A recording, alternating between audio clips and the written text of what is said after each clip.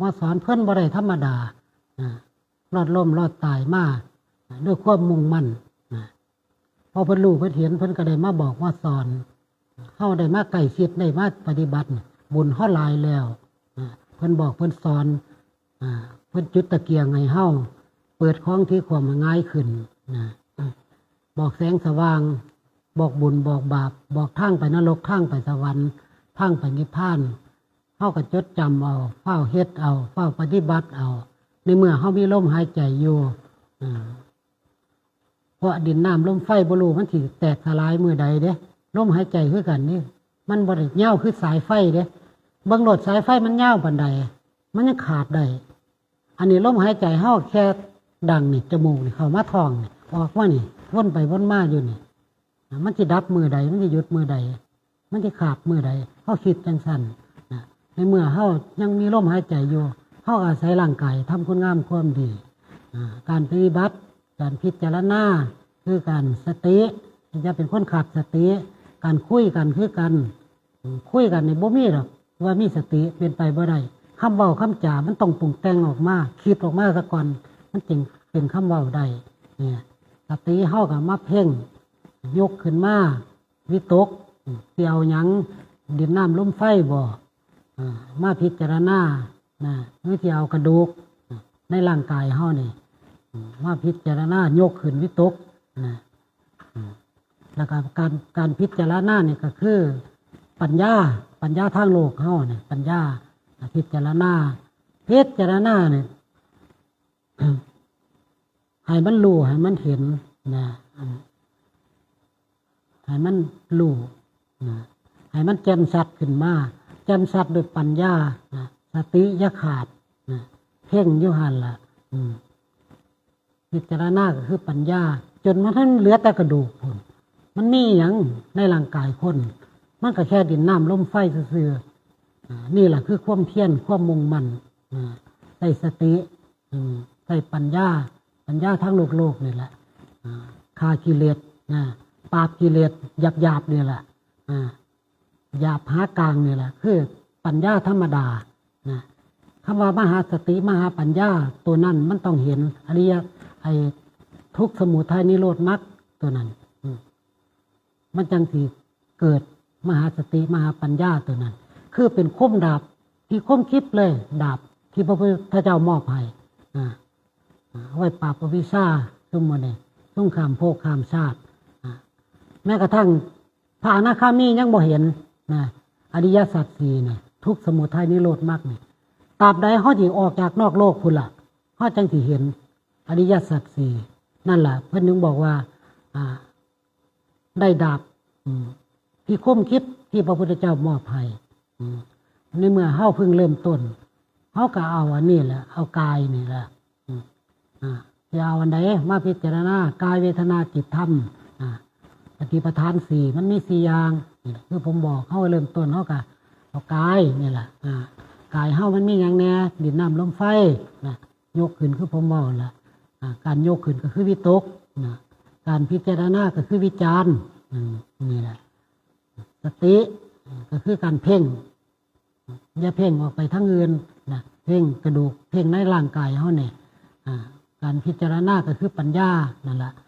จนซ้ำซ่องจนมันเห็นแจ่มชัดเห็นนั่นเหลือแต่กระดูกหรือจะให้ไฟเผาไหม้เป็นเหลือแต่ฝุ่นก็ได้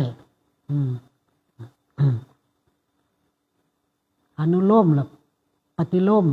พิจารณากลับไปกลับมาถึงจะเป็นไฟใหม่ออกไปแล้วเป็นฝุ่น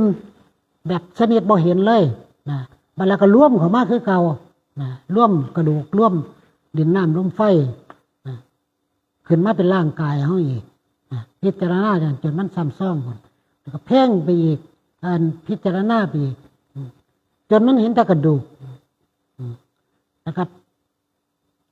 ปัญญาเนี่ยไฟมาเผามันเผากระดูกนี่ให้มันเหลือแต่เท่าทานพุ่นก็ได้ลมพัดหนีปลิวว่อนไปพุ่นอันนั้นลบแล้วปฏิโลมก็คือกลับมาพิจารณาจารย์มาเป็นกระดูกก็เป็นดินน้ำลมไฟมากกว่าตัวขึ้นมาเป็นตัวเป็นตนอีกเอามันจนแจ่มชัดพุ่นนั่นแหละถ้าปัญญาเกิดคือมันปล่อยว่างเลยบาดเนี่ยถ้าว่าปัญญาเกิดปล่อยว่างเลย บ่เป็นตัวตนที่แท้จริงนะตัวตนของเขาบ่มีนะคือยืมเขามาใส่ซื่อๆนะจิตก็อยู่ส่วนจิตนะถ้าเฮารู้แล้วส่วนนั้นมันก็จะมีตัวผู้รู้อีกแต่เฮาทำนี่เฮายังบ่ทันมีตัวผู้รู้แต่คล้ายๆเฮามีตัวผู้รู้นี่ถึงเฮาจะย่างจงกรมอยู่พุ่นนี่แต่ร่างกายแต่ผู้เบิ่งอยู่พี่บาดนี่เบิ่งหั่นเบิ่งร่างกายที่ย่างอย่างเป็นรูปเจ้าของอยู่แต่บ่ได้คิดว่าวิเศษวิโสอีหยังเฮาเห็นอยู่เฮาย่างอยู่หั่นแค่ดินน้ำลมไฟซื่อๆยืมเขาใส่หั่นแต่ผู้เบิ่งอยู่พี่บ่ตัวจิตมันสิคิดหยังบัดนี้รู้หมดดับปึ๊บตัวนั้นช่วงนั้นเด้ช่วงจิตสงบน่ะถ้าถึงปานนี้ล่ะมันสิรู้หมดรู้ก็บ่แม่นของเฮาอีกคือผมบอกนะ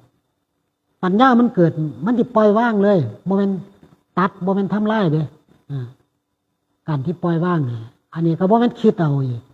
ปล่อยว่างเลยรู้แล้วว่าบ่แม่นของเฮาแต่แค่ดินน้ำลมไฟซื่อๆคือการเฮาพิจารณาล่ะแยกเลยในร่างกายเฮานี่ดินก็ไว้กองนี่น้ำก็ไว้กองนี่ไฟก็ไว้กองนี่ลมก็ไว้กองนี่ให้เป็นกองไว้เลยตอนเฮาพิจารณาหั่นพิจารณาร่างกายนั่นคือผมว่าล่ะเวลาปัญญามันเกิดคือมันรู้ซ้ำซ่องแล้วบ่แม่นร่างกายเฮาถ้าเฮาเฮ็ดอยู่ประจำคือผมว่าล่ะพิจารณาอยู่ประจำจนแจ่มชัดแล้วเฮาสิเห็นเองที่รู้เองเฮาก็สิบ่ได้สงสัยของพวกนี้ไม่ได้ถูกต้องคือพระพุทธเจ้าเพิ่นสอนคือครูบาอาจารย์เพิ่นสอนนะถูกต้องหมดคือมันเป็นทางผ่านเพิ่นนี่ล่ะเพิ่นถึงได้มาบอกให้เฮาพิจารณาคือทุกข์คือกันบาดนี่ผู้ใดจะเอาทุกข์มาพิจารณาอันเอาเวทนาก็คือทุกข์นี่แหละคือนั่งดนจังซี่ล่ะนั่งดนมันก็ทุกข์ก็เจ็บก็ปวดเจ็บปวดแข้งปวดขาส่วนมากสิปวดขาเฮานั่งดนปวดขาถ้านั่งเฮาบ่พลิกข้างแน่มันก็สิเกิดตะคริวขึ้นก่อนเฮาสิพิจารณาก่อนเฮาสิเปลี่ยนท่าเฮาก็เบิ่งมันซะก่อนนะพิจารณาเบิ่งมันถามในจิตในใจเฮาพุ่นว่าตัวใดเป็นตัวปวดขาปวดบ่พิจารณาเบิ่งคักๆจนมันซ้ำซ่องรู้แจ่มชัดถ้าว่าขาปวดมองใดมันปวดบาดนี่ถามมันเบิ่งดูว่าขาปวดปัญญาเจ้าของนั่นล่ะถามมันความคิดนั่นล่ะถามเจ้าของหั่นว่าขาปวดขามันบ่ได้รู้ว่ามันปวดบาดนี่มันเบิ่งตัวปวดบาดนี่เฮ้ยแล้วตัวปวดบาดนี่ตัวปวดมันก็รู้ว่ามันเป็นตัวปวดเนี่ยเบิ่งไปเบิ่งมาน่ะมันจะย้อนมาเบิ่งในจิตใจเจ้าของพี่บาดพี่ตัวมันปวดนั่นล่ะจิตใจเฮาวิธีปวดร่างกายมันบ่ปวดเด้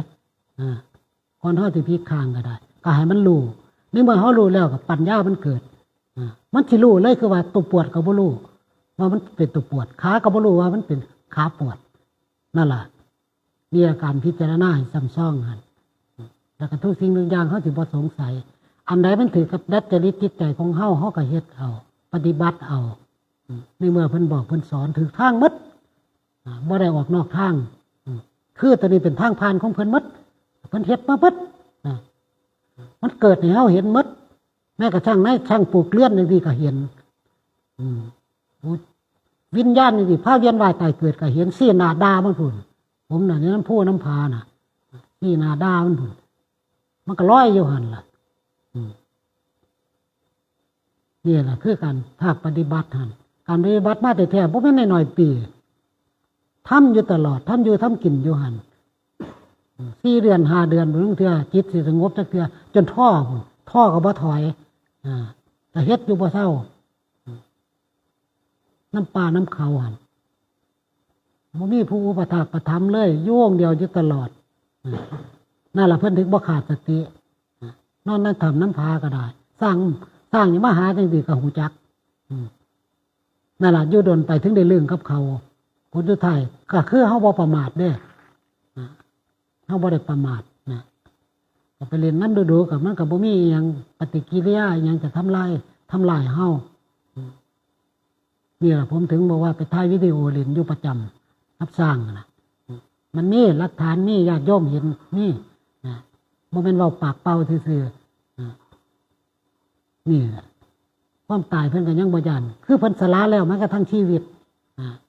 ในการภาคเพียรอยู่น้ำปลาน้ำเขานั่นล่ะเพิ่นจังเห็นทุกข์นี่เมื่อเพิ่นบ่เห็นทุกข์เพิ่นก็บ่เห็นธรรมมันทุกข์ซ้ำใดนั่นล่ะเพิ่นน่ะนั่นล่ะเพิ่นจึงเห็นอริยสัจสี่ทุกข์สมุทัยนิโรธมรรคในเมื่อเฮาเห็นทุกข์แล้วเฮาก็เห็นธรรมในเมื่อเฮาเห็นธรรมเฮาก็เห็นพระพุทธเจ้านี่ก็บ่ได้สงสัยถูกต้องที่เพิ่นเว้าไว้หมดตัดไว้หมดผู้ใดเห็นธรรมผู้นั้นเห็นเราตถาคตนี่แหละก็บ่ได้ครุ่นถามกันอีกเนี่ยถึงบอกว่าเพิ่นมาบอกมาสอนน่ะมันถูกทางหมดนะบ่มีออกนอกทางถ้าออกนอกทางเพิ่นก็บ่ถึงจุดหมายปลายทางคือกันเพิ่นก็บ่ทันพระพุทธเจ้านี่แหละถึงได้บอกได้เว้าได้สอนได้เฮาก็เฝ้าเฮ็ดเอาความดีความงามของเฮาในเมื่อเฮามีลมหายใจอยู่เฮาก็เฮ็ดมื้อละเล็กละน้อยก็เป็นของเฮาเฮ็ดหลายก็เป็นของเฮาคือเฮามาทำบุญทำทานจังซี่ก็ตกน้ำบ่ไหลตกไฟบ่ไหม้นะทำในพุทธศาสนามันบ่ได้ไปไสมันบ่ได้หายไปไสก็ซ้ำเฮามาฝากเพิ่นไว้นะเฮาได้ก็ได้ตอนเฮาหมดลมหายใจพุ่นล่ะคืออริยทรัพย์นะติดตามเฮาไปนะจะเป็นเทวดากับเทวดาที่ร่ำรวยมีเพชรนินจินดาตบแต่งเขียวยุบเวลาเมื่อบุญเป็นเทวดาลงมาเกิดเป็นมนุษย์ก็ไปเกิดนั่นตระกูลที่สูงตระกูลที่ร่ำรวยก็เพราะบุญบุญตบแต่งบุญจำแนกไปมันต่างกันกับคนบาปคือคนบาปขึ้นจากนรกมาล่ะเป็นอสุรกายล่ะมาเป็นเปรตล่ะกรรมเบาบางกรรมที่ตามพ่อได้เกิดมาเป็นมนุษย์ก็เป็นคนหูหนวกแขนขาดขาขาดตาบอดจังสันแล้วก็เพราะกรรมได้มันจำแนกข้ามภพข้ามชาติพุ่นเด้ย่ำใดล่ะเขาสิได้มาเกิดเป็นมนุษย์อีกถ้าได้ล่วงลงไปนั่นนรกล่ะอบายภูมิทั้งสี่ล่ะคือสัตว์เดรัจฉานที่เขามองเห็นด้วยตาเนื้อเนี่ยเขาขึ้นมาแล้วเด้ขึ้นมาจากนรกแล้วเด้นี่พวกสัตว์เดรัจฉานนี่หมูหมาเป็ดไก่นี่อยู่ในอบายภูมิทั้งสี่นี่เนี่ยสัตว์เดรัจฉานน่ะเขามองเห็นด้วยตาเนื้ออันนี้คือพวกนรกพวกเปรตพวกอสุรกายนี่คือซุ่มนี่มันเป็นกายละเอียดเขามองด้วยตาเนื้อบ่เห็นถ้าเขาสิเห็นคือเขาปฏิบัติช่วงจิตเขาสงบอันนั้นจังเห็นถ้าจิตเศร้าสงบล่ะเขาสิบ่เห็นบุคือผู้เพิ่นข้ามฟังได้แล้วข้ามฟังได้แล้วเพิ่นเบิ่งย่ำใดเห็นย่ำนั้นบ่มีมืดนอกจากเพิ่นสิรับตาแจ้งอยู่ตลอดแต่ทางโลกเขามีแต่มืดกับแจ้งบ่มีวันใดสำคัญมั่นหมายเข้ากับเฝ้าเฮ็ดเอาตัวบ่มีหยังดอกบ่รู้ว่ามือใดเขาก็สิไปคือกันนั่นแหละแต่ก็เฝ้าทำเอาเฝ้าทำคุณงามความดีนี่แหละเป็นที่พึ่งให้เฮาได้อย่างอื่นพึ่งให้เฮาบ่ได้ลูกผัวตัวเมียทรัพย์สมบัติหลายปานใดก็ตามหมดพร้อมกับลมหายใจแม้นสินอนอยู่กองเงินกองทองก็ตามบ่ได้ไปนำสักบาทหมดพร้อมกันเลยกับลมหายใจบ่ได้หยังเงินซ่านบ้านซ่องลูกผัวตัวเมียหมดบ่ได้หยังสักอย่างนี่แหละที่ตามไปได้ก็มีแต่คุณงามความดีกับบาปเท่านั้นถึงบอกว่าเฝ้าเฮ็ดเอาบ่ว่าเฒ่าว่าหนุ่มเฮามีโอกาสได้ยินได้ฟังทำหน่อยก็เป็นของเฮาทำหลายก็เป็นของเฮาอย่าเป็นผู้ประมาทอย่าเป็นผู้เว้ายากสอนยากมันบอกกันได้เฮาก็ทำตาม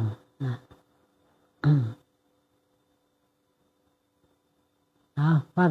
มือละเล็กละหน่อยทำเนี่ยนะยายเนาะเฝ้าเฮ็ดเอาได้ยินผมก็เว้าดูเตียดดูอยู่ดอกเพราะล่ะ